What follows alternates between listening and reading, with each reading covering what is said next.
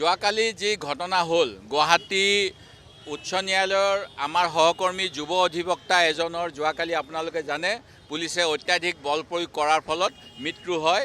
তেওঁ tier gas চেলিঙৰ বা tier gas release কৰাৰ বাবে আপোনালোকৰ সাংবাদিক 11জনো আঘাতপ্ৰাপ্ত হৈছিল আৰু তেখেতে শেষ নিশ্বাস ত্যাগ কৰিলে আমাৰ এজন সহকৰ্মীয়ে। তেখেতক আমি কংগ্ৰেছ দলে বিজেপিৰ অপশাসন মোদী আম্বানীৰ যি নেক্সাছ মোদী আম্বানীয়ে যেনেধৰণে ভাৰতৰ জনগণক ব্যক্তিগত স্বাৰ্থত লুণ্ঠন কৰি আছে এইখিনি আমি ৰাইজৰ আগত দাঙি ধৰাৰ বাবে যি গণ আন্দোলন কৰিছিলোঁ এই গণ আন্দোলনৰ অসমৰ প্ৰথম শ্বহীদ হিচাপে আমাৰ দলে ইতিমধ্যে তেখেতক ঘোষণা কৰিছোঁ। আৰু আমি গুৱাহাটী উচ্চ ন্যায়ালয়ৰ তেনেই কাষতে ৰাজভৱনত আমাৰ ৰাজ্যৰ প্ৰথম নাগৰিকজনৰ বসবাস। তেখেতৰ ওচৰলৈ আমাৰ দেশৰ সংবিধানে দিয়া 19 নং দফাৰ মৌলিক যি অধিকাৰ আছে বাক স্বাধীনতা শান্তিপূৰ্ণভাৱে চৰকাৰী কামক সমালোচনা কৰাৰ এই কাম কৰিবলৈ যাওঁতে কালি যেনেধৰণে অত্যাধিক বল প্ৰয়োগ কৰি কণ্ডন গেছ ব্যৱহাৰ কৰি আমাৰ এজন সহকৰ্মীক হত্যা কৰা হ'ল এয়া এটা পৰিকল্পিত ষড়যন্ত্ৰ যাতে ভৱিষ্যত সময়ত কোনেও চৰকাৰৰ এই যি গণবিৰোধী নীতি যি দমনমূলক নীতিৰ প্ৰতিবাদ কৰিবলৈ সাহস নকৰে সেইবাবে। কিন্তু আমি ভাবোঁ যে এনে প্ৰতিবাদে অসমৰ জনগণক কোনো ধৰণৰ প্ৰভাৱিত কৰিব নোৱাৰে।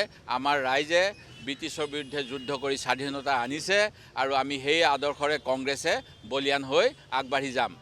মই লগতে এই কথাও গুৱাহাটী উচ্চ ন্যায়ালয়ৰ দৃষ্টিগোচৰ কৰিব বিচাৰোঁ যে অসম আৰক্ষী আয়োগৰ পূৰ্বতে 7টাতকৈ অধিক ক্ষমতা আছিল।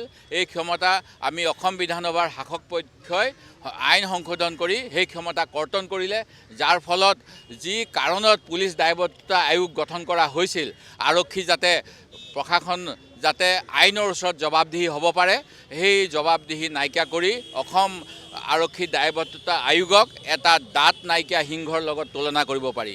মই ভাবোঁ গুৱাহাটী উচ্চ ন্যায়ালয়ে নিজাববীয়াকৈ এই বিষয়ত অসম চৰকাৰক জবাবদিহি কৰিব লাগে যে তেখেতসকলে কিয় আৰক্ষী দায়বদ্ধতা আয়োগৰ ক্ষমতা কৰ্তন কৰিলে আৰু ইয়াৰ এটা তেওঁলোকে জবাবদিহি কৰক। আৰু লগতে আমি এতিয়াও অসম চৰকাৰক ন্যায়িক তদন্ত আৰু আমাৰ শ্বহীদজনৰ পৰিয়ালৰ বাবে ক্ষতিপূৰণৰ দাবী কৰিছোঁ। আৰু আমি এতিয়াও আচৰিত হৈছোঁ যে নিজৰ ব্যৰ্থতা ঢাকিবলৈ কেনেকৈ প্ৰশাসনে সত্যৰ অপলাপ কৰি আছে।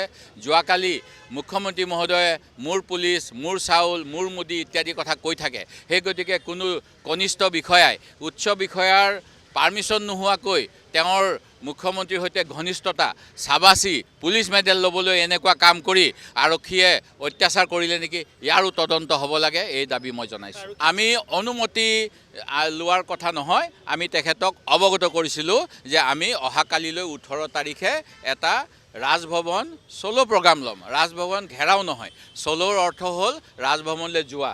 আমি ৰাজভৱনলৈ যেতিয়া গৈছোঁ আমাৰ ৰাজ্যৰ প্ৰথম নাগৰিকজনে অন্য নাগৰিকৰ লগত আলোচনা কৰাত কি অসুবিধা আছিল। এয়া ব্ৰিটিছৰ দিনৰ বৰলাট বা সৰুলাটৰ কথা নহয় যে আমি ব্ৰিটিছে যেনেকৈ তেওঁলোকৰ বাংলোৰ আগেদি গ'লে চাইকেলৰ পৰা নামিব লাগে, ছাতি লৈ গ'লে ৰ'দ বৰষুণত ছাতি খুলি যাব লাগে।